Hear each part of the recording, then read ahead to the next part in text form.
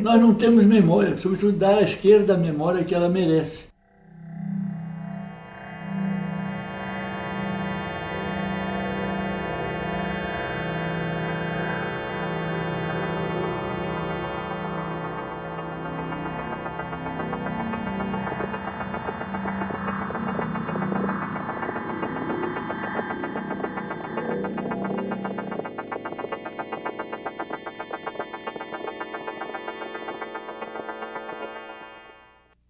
Porque história ela tem, mas essa história não tem memória.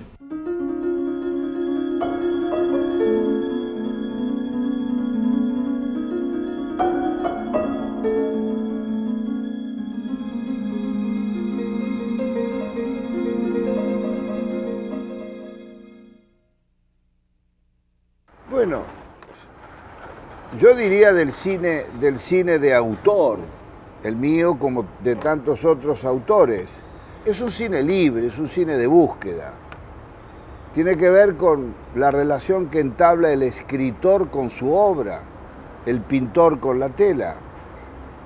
No escriben para el mercado, no pintan para el mercado, ¿me entienden? Hoy existe un cine del mercado, que es un cine elaborado con temas y un lenguaje y una estética que la televisión ha bien masificado. Y uno no sabe quién es el que ha rodado esa película. It's interesting how we're tending now more and more to remember images rather than stories, rather than narratives, rather than words. Our memory is being reformed by the omnipresence of images. Yo creo que en los años 60, digamos, la generación de la que yo formo parte, ¿no? Tenía una cierta arrogancia histórica. Creía que la historia empezaba y terminaba con ella. Es un poco duro de decir, pero me parece que había una tendencia a eso, a creer que el tiempo de la historia es nuestro tiempo. Y no es así. Después, a los golpes, duramente, con mucha sangre, con muchas lágrimas, aprendimos que el tiempo de la historia no es nuestro tiempo, que la historia es una señora lenta, caprichosa, a veces loca, muy difícil, muy complicada, muy misteriosa, mucho más misteriosa de lo que nosotros creemos que es, y que además no nos hace mucho caso, que no nos obedece, porque el tiempo de ella es un tiempo infinitamente más largo que el tiempo de la vida de cada uno de nosotros.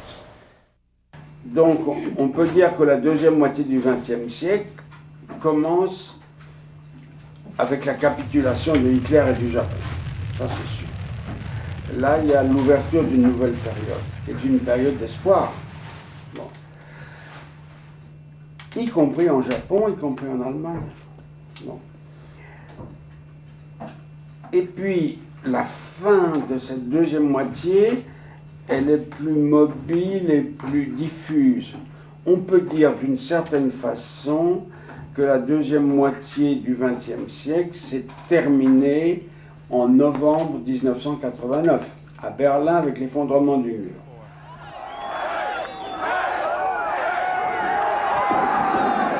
Mais on peut dire aussi que la deuxième partie du XXe siècle s'est effondrée, s'est terminée, plus exactement, avec les assauts absolument fantasmatiques que personne n'aurait jamais osé imaginer, des situations de science-fiction sur Manhattan en septembre 2001. Mais dans les deux cas, je dirais que la deuxième moitié du XXe siècle, pour moi, est dominée par l'échec du socialisme et par l'incapacité du monde occidental qui s'appelait Le Monde Libre, a proposé un projet de société positif. Essa Assembleia Geral foi o gênesis. A Terra estava em transe, foi mundial. O mundo todo se mexeu e o mundo todo tomou consciência do aqui e agora. Não, estou aqui agora. Não vou esperar que se faça uma revolução, não vou esperar ficar rico, não vou esperar chegar o Messias. Não, eu vou fruir o que eu tenho na minha frente aqui agora. E isso realmente desmantelava toda a estrutura do capitalismo, do socialismo, enfim, tudo. Porque as pessoas começaram a ver o poder que elas tinham de poder dizer sim ao sim e não ao não. E poder decidir fazer via abaixo todas as máscaras da sociedade de espetáculos.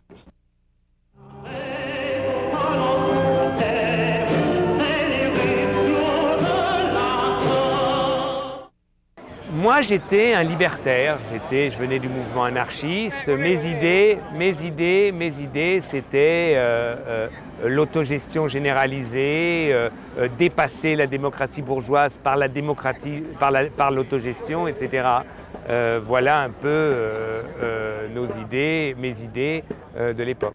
Naquela época, nós tínhamos paradigmas muito claros.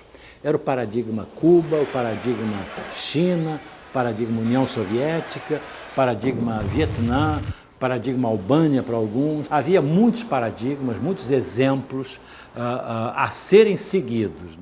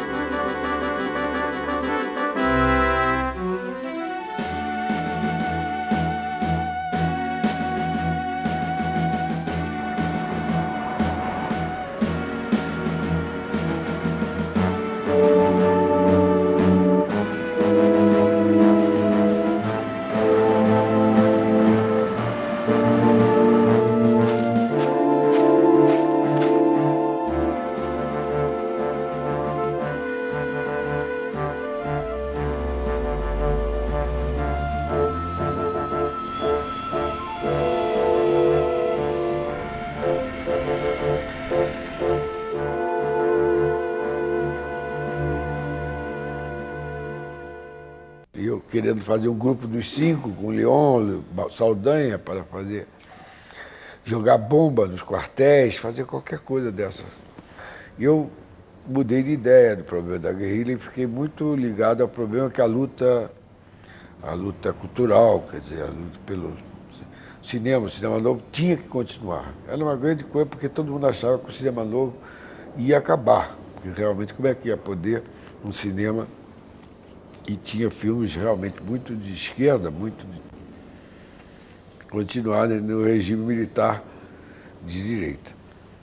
E acabar, mas eu todos dizendo, vamos fazer o desafio para que o cinema novo não acabe. Eu, como os outros, estava acreditando no processo revolucionário brasileiro. Sabia que mais cedo ou mais tarde nós íamos viver juntos. Tínhamos afinidades e ideias comuns.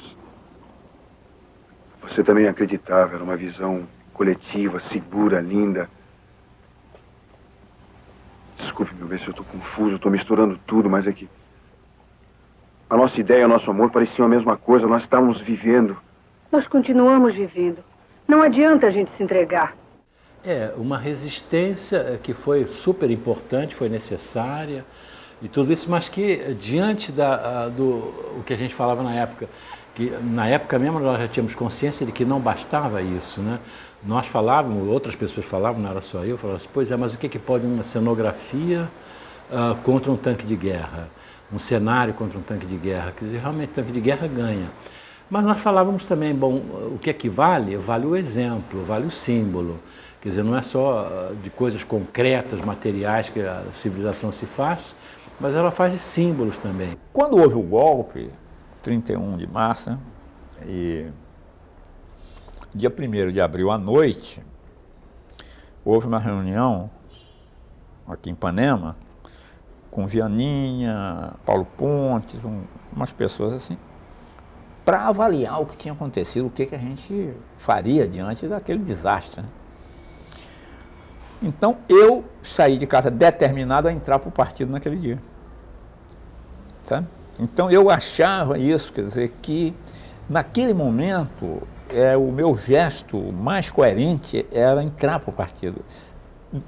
Porque o golpe era basicamente contra os comunistas, quer dizer, porque o partido ia sofrer as consequências daquilo. E eu tinha sido aliado do partido até então, e nessa hora não tinha sentido ser aliado porque a coisa ganhava outro caráter. Eu tinha que estar ligado a uma organização para poder lutar contra a ditadura que tinha se instalado no país. Nós fomos comunas comportados, nós fomos comunas declarados há algum tempo. De carteirinha. Todo mundo sabia que a gente era comuna, mas tinha que ficar quieto, porque dava cana. Nunca fiz parte de nada, mas teoricamente sempre fui do partido. Os comunistas têm uma coisa que você filmou na estante ali, tem biblioteca dentro de casa, escutam música e falam de países estrangeiros.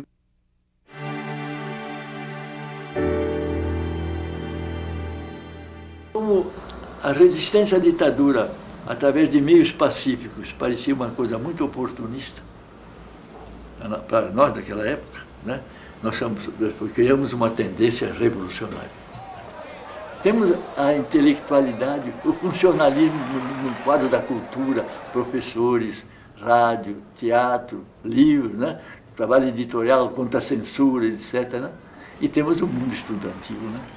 Da minha geração que pegou em armas foi fundamentalmente uma luta contra a tirania, contra a ditadura pelas liberdades democráticas. Esse foi o grande fator de unidade do processo. Tanto assim, eu, por exemplo, nunca fui comunista. Claro que nós estudávamos, líamos o Marx, Engels, Che Guevara foi um grande inspirador, né, da maioria dos companheiros nossos.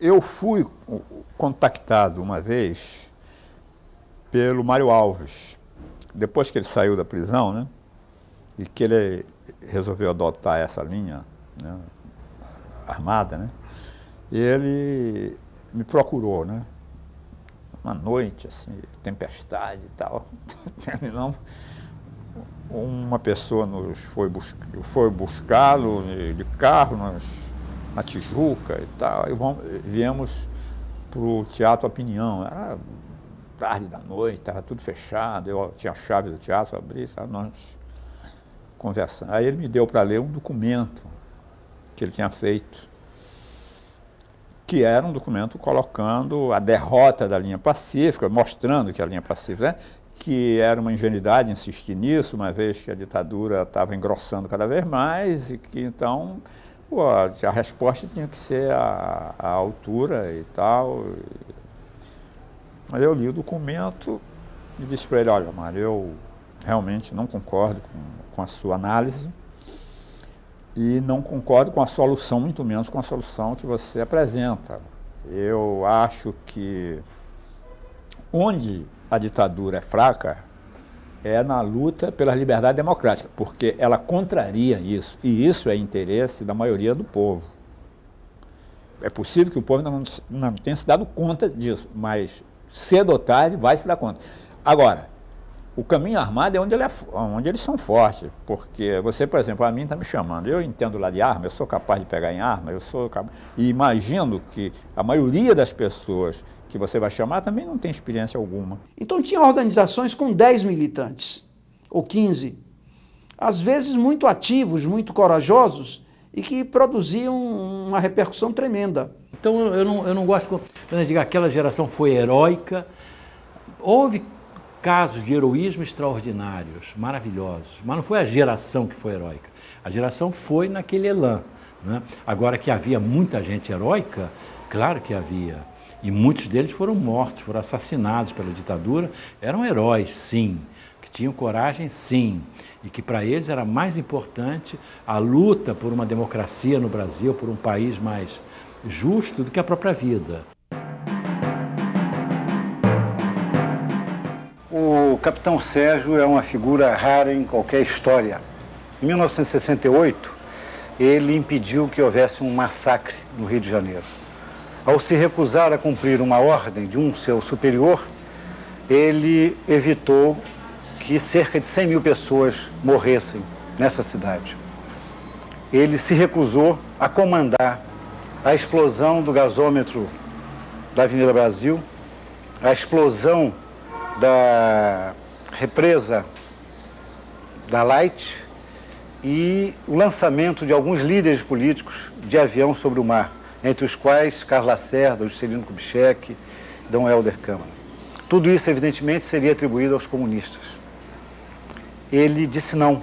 A profissão, o ofício de soldado, exige grande responsabilidade de quem tem a guarda e manuseio das armas. E eu acho que quem cumpriu esse ofício com retidão não é para ser chamado de herói. Eu fui um bom e simples soldado.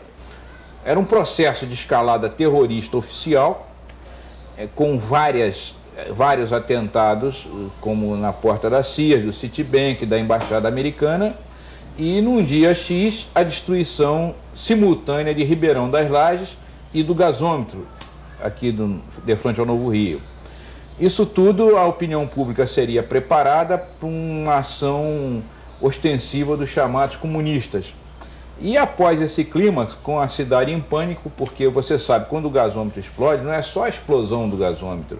Nas tubulações de gás entram ar, e aqui no Leblon, por exemplo, Ipanema, uma mulher que acendesse um fogão, o fogão explodiria. Então seriam milhares de explosões, seria um verdadeiro caos nessa cidade, sem luz, sem força, na hora do rush. Muito bem, a opinião pública, certamente preparada para atribuir isso aos comunistas, aceitaria uma caça às bruxas à la Indonésia, correto? E os comunistas seriam mortos a pauladas que nem ratos.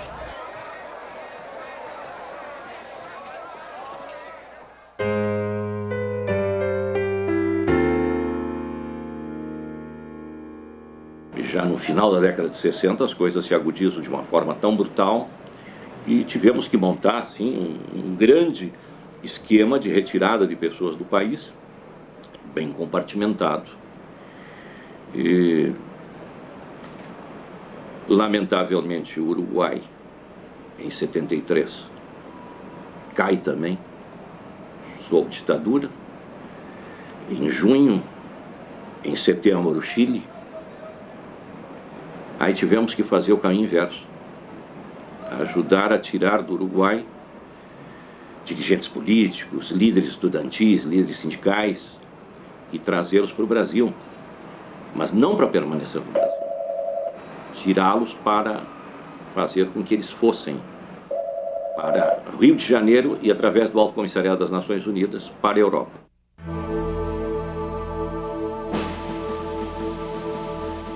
Nós tivemos carecas de ter problemas, a gente a ponto de dizer, vocês larguem, vocês são divisionistas, essa luta sobre sexualidade, sobre a mulher, isso atrapalha a luta de classe. Eu disse, olha, vocês tiveram 500 anos para fazer a luta de classes no Brasil e nós começamos agora, então deixa a gente fazer, deixa a gente mostrar o que veio. Eles não tinham nada que falar e continuou-se as lutas feministas. E o Michel Foucault, quando estava aqui em 1974, eu brigava a beça com ele, ele me dizia, você está no movimento social mais importante do século XX, porque agora, se agora é queima de sutiã e movimentos de massa, daqui a pouco ele será políticas públicas e políticas demográficas, que o mundo vai depender muito de como as mulheres vão se portar e da especificidade do pensamento feminino. Já sabia que tinha uma ditadura, tudo, que eu não sou uma boba, né? O Jango tinha caído e tudo, mas não era como foi, para a minha geração, 68. E eu estava numa festa e eu ouvi dizer que o Edson Luiz tinha sido assassinado, mas não disseram o nome. Eu pensei que era o irmão de uma amiga minha e fomos correndo para a Assembleia Legislativa.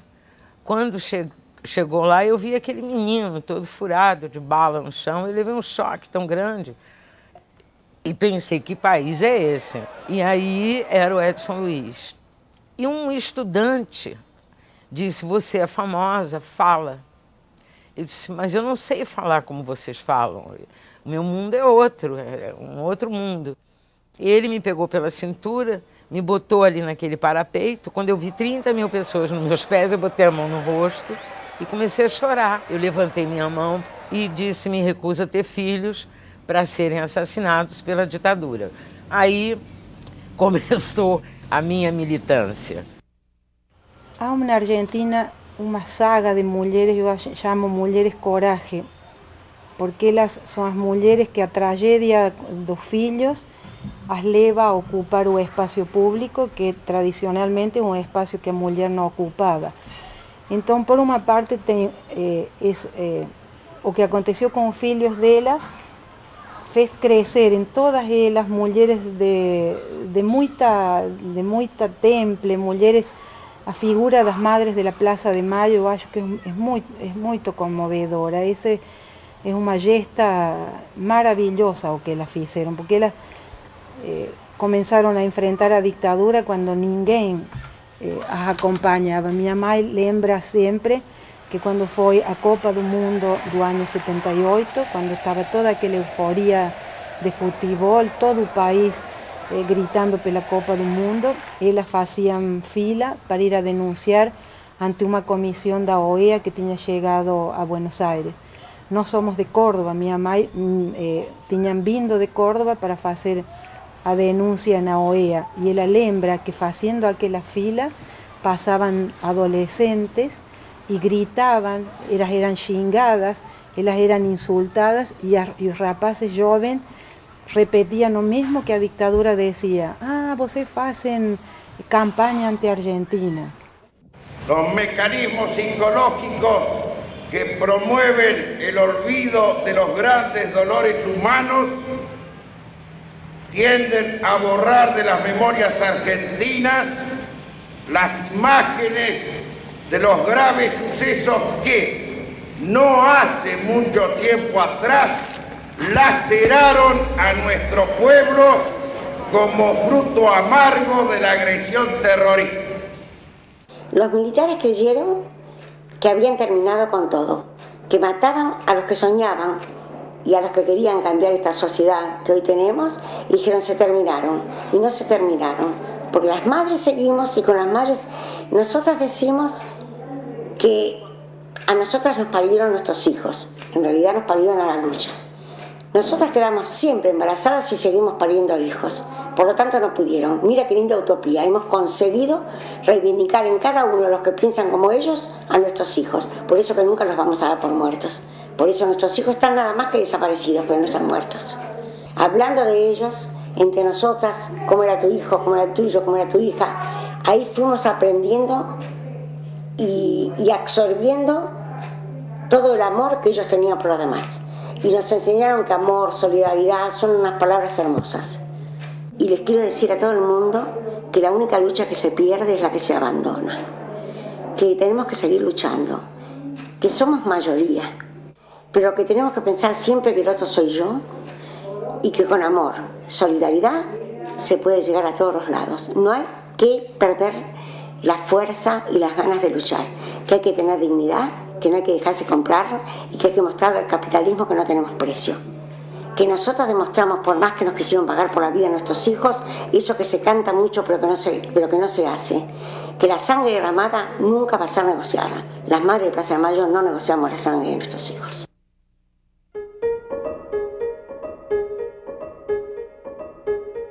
Oswaldo de Andrade foi quem, em 68, morto já, através do Rei da Vela, da nossa encenação, trouxe a cabeça dele de volta. E a cabeça dele trazia toda uma antena que ligava nós todos, ligava a Glauber, que nesse momento fazia Terra em Transe, a quem eu dediquei Rei da Vela, ligava a Eloy Sica, que tinha acabado de fazer a exposição da Tropicália, ligava a Caetano Veloso, que veio ver a estreia do Rei da Vela, e dizia que eu vou compor diferente depois de ver, porque todos nós começamos a perceber que aquela interpretação do Brasil, que começava com Euclides da Cunha e vinha depois com Gilberto Freire, com Sérgio Buarque de Holanda, chegou no Oswald e ela ganhou uma dimensão assim interplanetária, cibernética, bárbara e tecnizada, né? Então ligou, então o Oswald na realidade ele é o grande filósofo do tropicalismo, não é? Porque é evidente que aquilo que Glauber escreveu na revisão crítica do cinema novo é fundamental, porque é o seguinte, ele colocou assim, o que é a direita e a esquerda? Isso em 62 já. Imagina agora. O que é a direita e o que é a esquerda? Direita é aquele que faz filmes comerciais para um mercado mentiroso, que é um mercado que não é nosso, o mercado é americano, do norte. 95%. Então, esse é de direita. E quem faz filme, qualquer tipo de filme, que contra o cinema comercial, é de esquerda. Porque o tropicalismo abandonava o que estava escalado para ser bonzinho, o que estava escalado para ser, hoje a expressão é politicamente correta, abandonava tudo isso em troca de observar cada coisa de per si, de observar cada coisa pelo seu valor intrínseco, pelo que ela tinha, na nossa opinião. Talvez o tropicalismo fosse uma coisa cujo principal dote estético era a crítica. Vamos passear na floresta escondida, meu amor. É isso mesmo. É onde ele colocou ele um negócio bem carioca, viu?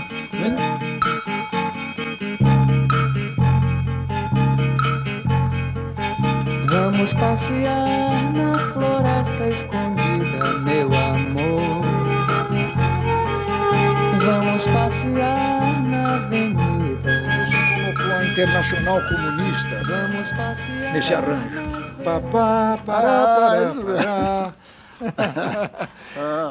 Eu gostava dessa Os milicos engoliram isso e não perceberam. Por debaixo da Avenida Presidente Vargas, e aí o trompete vai Vamos passear escondidos. Mas o que eu gostava muito do Arena Canta Bahia, esse espetáculo, ele provocou tanta coisa engraçada. Uma delas foi o Plínio Marcos, que ele era o administrador dessa parte do Arena. E ele era uma pessoa assim como maravilhosa, que eu sempre adorei o Plínio, mas ele era muito explosivo, né? Ele dizia realmente o que pensava, né? E chegou uma hora ele começou a xingar o censor, que ele era um traidor, um mentiroso, que tinha dito que não ia fazer nada e acabou chamando a polícia, e começou a xingar de todos os palavrões possíveis. O censor ficou furioso e ele tinha um problema, que o censor era maneta, ele não tinha o braço esquerdo. E ele se agarrou com o braço direito, agarrou o braço do Plínio e falou assim, olha, você cala essa boca, porque se você continuar falando palavrões, eu vou te dar um tapa na cara. Aí o Plínio começou a rir, ele falou, você está rindo do quê? Eu falei, está rindo porque você não vai dar tapa coisa nenhuma. Ele falou, eu dou um tapa na sua cara. Ele falou, não vai dar tapa, porque você para me dar um tapa vai ter que me largar. Se você me largar, eu fujo. Então, era uma coisa assim que naquele ambiente de terror que a gente vivia, aconteciam coisas que a gente morria de rir. Ou no final de 64, não, acho que foi em 65, começo de 65, né? Eu chego em casa, aí o pessoal me diz que a polícia estava lá dentro do meu apartamento. Eu morava nessa época ali no Bar 20, em Ipanema, né? Aí tá lá, o pessoal lá, os milicos lá, examinando minha biblioteca, minha estante e tal, apreendendo coisas, né? E então eu estava lá, quem chefiava o grupo lá era o Capitão Guimarães, né?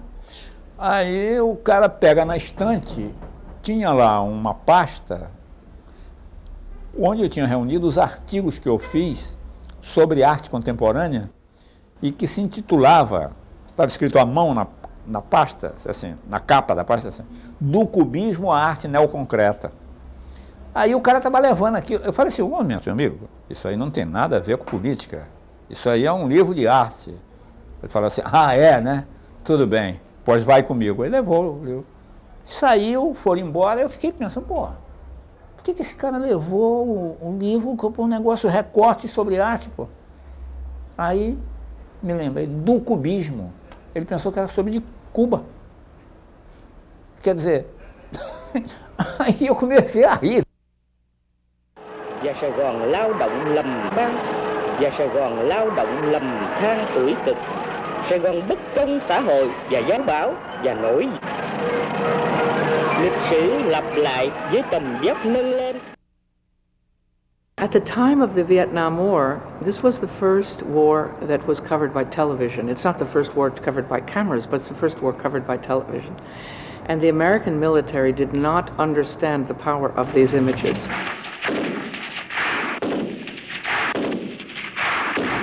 And indeed, they had the journalists, the photojournalists by and large, became very anti-war.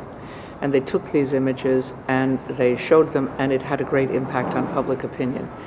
The military learned some important lessons.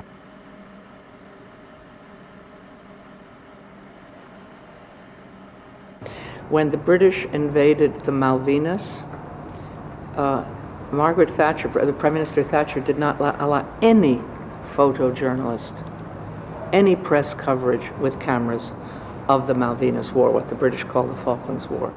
Sin alardes, sin inmodestias de ningún tipo, así entendemos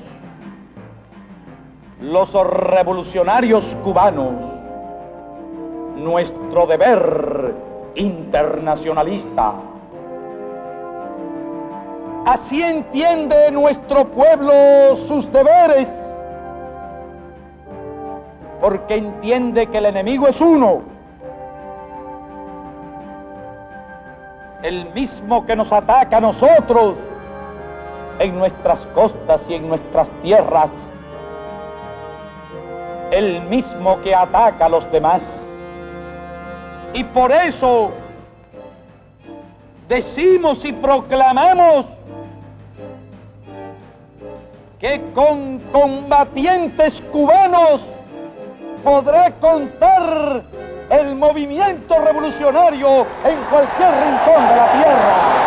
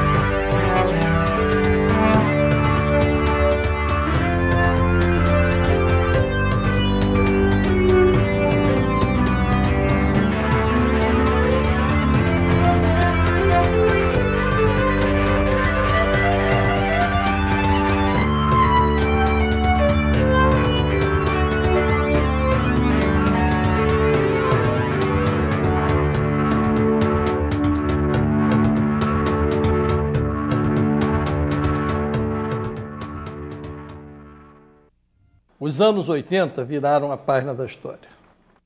A desagregação do bloco soviético confundiu-se com o fim do socialismo. Alguns teóricos apressados decretaram prematuramente o fim da história. E nesta babel de fatos, documentos, imagens, pensamentos, versões, a memória preserva a história. Quase 30 anos depois do fim da guerra, sigo para o Vietnã.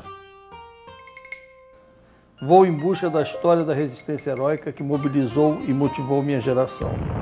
A bordo, a revista vietnamita revela a nova realidade.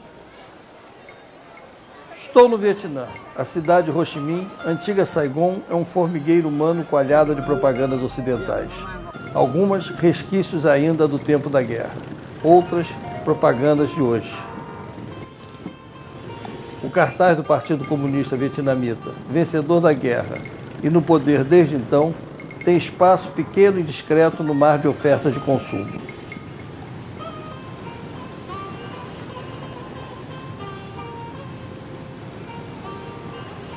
Atravessar a rua exige paciência oriental e coragem vietnamita.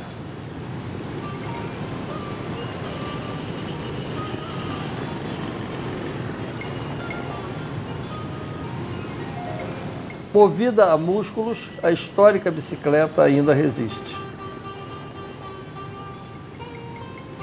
A motoneta é o transporte nacional. Carrega até uma família inteira.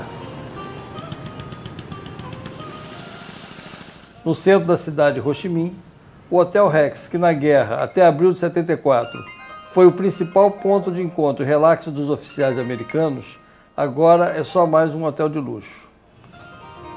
Na porta do Palácio Presidencial, a equipe de cinema está pronta para ficcionar imagens do fim da guerra. Agora, a guerra será contada do ponto de vista vietnamita.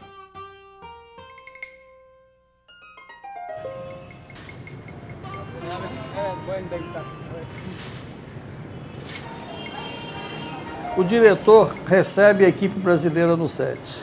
Na minha cabeça, imagens de arquivos confundem-se com as imagens que permitirão a reconstituição da guerra. Visito o Sr. Me, cineasta que durante a guerra fez cinema sem luz. No meio da selva, tudo era improvisado. O engenho e a energia humana substituíam a energia elétrica. Assim, os vietnamitas faziam seu cinema do contra, de contra-propaganda ao cinema americano.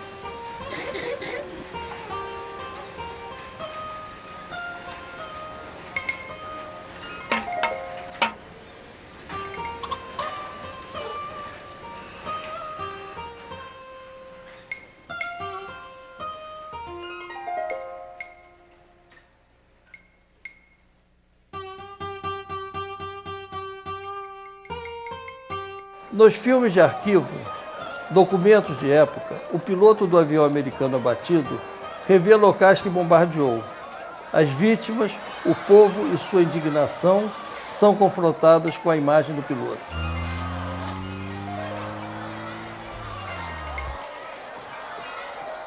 Visito a senhora Nguyen Phuong, médica convertida em cineasta, que trabalhou como assistente do holandês Joris Ivens e de Marceline Loridan, sua companheira, parceiros da causa vietnamita. Joris Ivens também foi meu mestre, guru, inspirador e com quem aprendi quase tudo o que sei de documentário.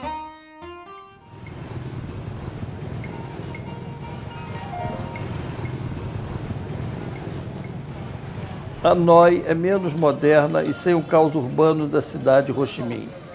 Aqui, o regime socialista divide democraticamente espaço com a religião budista e o culto às antigas tradições. Naquele começo de ano, dando sequência a uma antiga tradição, as pessoas queimavam dinheiro falso no altar para atrair a sorte. Mais dinheiro, é claro. O Vietnã é a antiga Conchinchina, onde a primeira universidade soma mais de 1000 anos.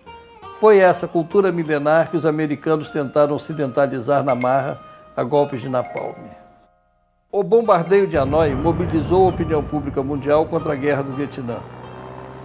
A derrota da estratégia militar norte-americana, conhecida como a Dien Bien Phu do ar, mobilizou o mundo a favor dos vietnamitas. A imagem dos pilotos americanos prisioneiros de guerra serviu como arma de propaganda também para mobilizar a opinião pública norte-americana contra a guerra. Ainda em Hanoi, um antigo B-52 americano, abatido num lago da cidade, agora virou escultura, cicatriz da guerra conservada na água.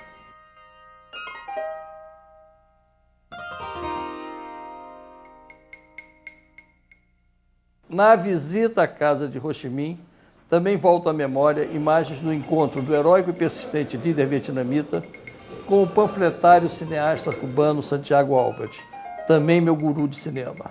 No jardim, a surpresa, o soldado americano que volta como turista ao Vietnã. I was here in Da Nang like 30 years ago, and so I'd come back and take a look. It's interesting, I never got this far up here, so just curious. Arquivos guardam a memória dos guerreiros, então jovens comunistas que desde os anos 20 enfrentaram e venceram respectivamente o Japão, a França e o poderoso Estados Unidos.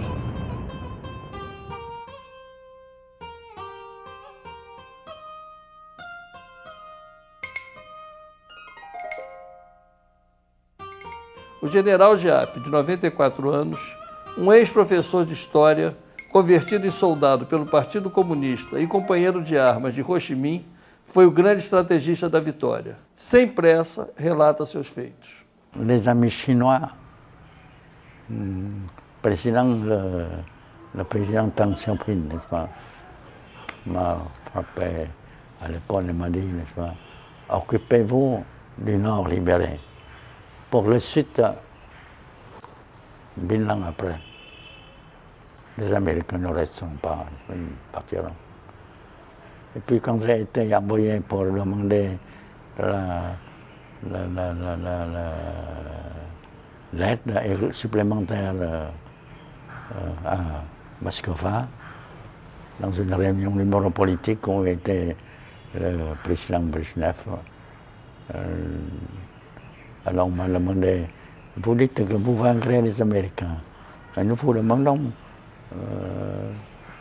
vous avez combien de régiments de tanks lourds et les Américains combien? Combien vous avez d'avions de réaction et les Américains combien? Je leur ai répondu, je connais la question, c'est la question des rapports des forces, la corrélation des forces, ce que vous enseignez à l'académie militaire. Et pour moi, la science militaire soviétique, c'est une académie, n'est-ce pas, qui a une grande suprématie. Mais si nous nous battons à la soviétique, nous ne pouvons pas tenir 2 heures. Nous nous battons à la vietnamienne et nous vaincrons.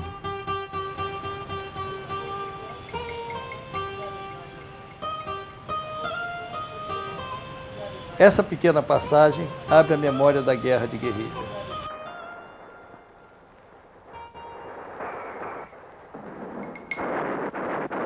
Longos e estreitos túneis subterrâneos, canais de esconderijo e fuga. Também as improvisadas armadilhas feitas de bambu, artimanha dos Davi vietnamitas para enfrentar e vencer o Golias norte-americano. Không một ngả được.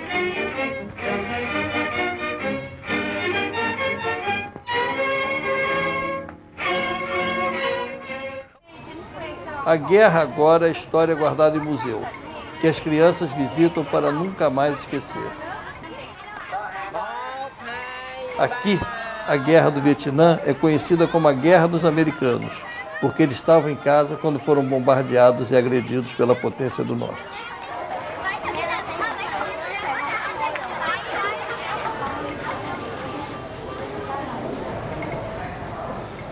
Robert McNamara, o todo-poderoso secretário de Defesa norte-americano, que ordenava os bombardeios massivos de guerra, também é presença neste museu. Hoje, o mesmo McNamara, candidamente, não se lembra de ter autorizado os bombardeios com agentes químicos que fizeram nascer deformadas 500 mil crianças que continuam nascendo assim até hoje.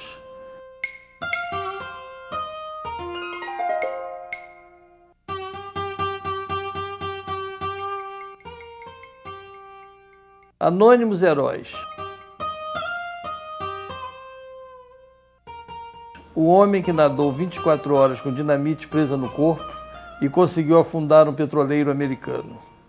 Ela fez parte da campanha contra a presença dos norte-americanos no Sudeste Asiático. Nesta foto, ao lado do líder Ho Chi Minh. No Vietnã de 2003, as prateleiras de supermercado fazem corar qualquer militante anti-globalização.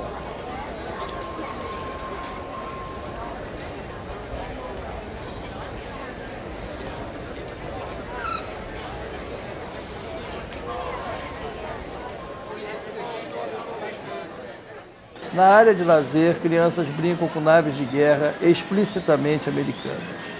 Entre a violência da brincadeira e a da censura, o governo vietnamita optou pela primeira. Nos jogos, os pequenos repetem os feitos de seus ancestrais. Miram e abatem helicópteros do tio Sam, hoje só de brincadeira.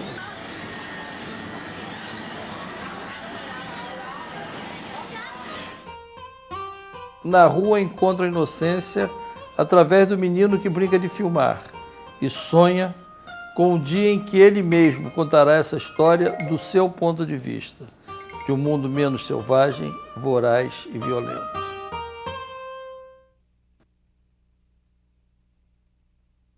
Saber qué vamos a hacer. Tú decías cuál va a ser el destino de América Latina. Yo no lo sé, pero sé cuál es el desafío. El desafío es, ¿vamos a convertirnos en la triste caricatura del norte? ¿Vamos a ser como ellos? ¿A repetir los horrores de la sociedad de consumo que está devorando el planeta? ¿Vamos a ser violentos? ¿Vamos a creer que estamos condenados a la guerra incesante? ¿O vamos a generar otro mundo diferente? Vamos a oferecer ao mundo um mundo diferente. Essa coisa que eu sinto que nós todos temos no Brasil nesse momento. Nós estamos de novo, senão não estaria aqui, senão não seria capaz de montar uma peça com 100 pessoas, senão não seria capaz de montar os sertões. É sintoma, ninguém faz nada sozinho, a gente faz coisas juntos. E nós estamos novamente, nesse momento do mundo, nós estamos dando as cartas na área da cultura. Não nacionalisticamente, universalmente, oswaldianamente. E na alegria, que é a prova dos 9. Ô Silvio, sou você tem um fã-clube aqui há quantos anos? Você também, por aqui, ó, todo mundo seu fã. Bom dia, como vão vocês? Bom dia. Sejam bem-vindos. Licença. Patroa, sejam bem-vindos. Bom dia. Bom dia, Saldanha. Bom dia. Licença. Apolônio de Carvalho sintetiza um guerreiro da utopia. 93 anos de idade. Combateu na Revolução de 35, foi preso. Ao sair da prisão, embarcou para a Espanha, onde combateu nas Brigadas Internacionais, ao lado das forças republicanas contra o fascismo espanhol, aliado dos nazistas alemães e das tropas de Mussolini. Quando saiu para a França, ficou prisioneiro num campo de concentração, de onde evadiu-se para combater na resistência pela liberação francesa. Recebeu a mais alta condecoração pelos seus feitos de guerra, medalha que sua companheira René coloca em seu peito de guerreiro. Voltou ao Brasil e foi dirigente do Partido Comunista, de onde saiu para fundar o PCBR. De armas na mão, combateu a ditadura brasileira. Sabe que ele nunca consentiu aparecer com isso. Militante histórico, sua vida é exemplo de utopia e luta. Da onde vem essa sua chama? Admitamos a chama. Eu acho que isso vem de uma confiança muito grande que a gente recebe quando se identifica com as ideias avançadas do socialismo e do comunismo. E que nos anos 30, eu trago isso desde os anos 30, isso marca a minha geração e outras gerações.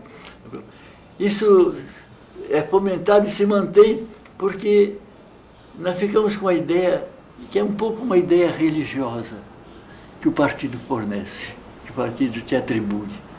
É de que a nossa luta é tão justa, e a sociedade é tão injusta, que obrigatoriamente Mesmo se nós perdemos hoje, amanhã ganharemos. Então nós temos sempre esperança, temos sempre confiança, temos sempre vontade de lutar. Né? Vem desse messianismo, viu? Assim como Deus criou o mundo, compreende? A ideia do socialismo e do comunismo, né?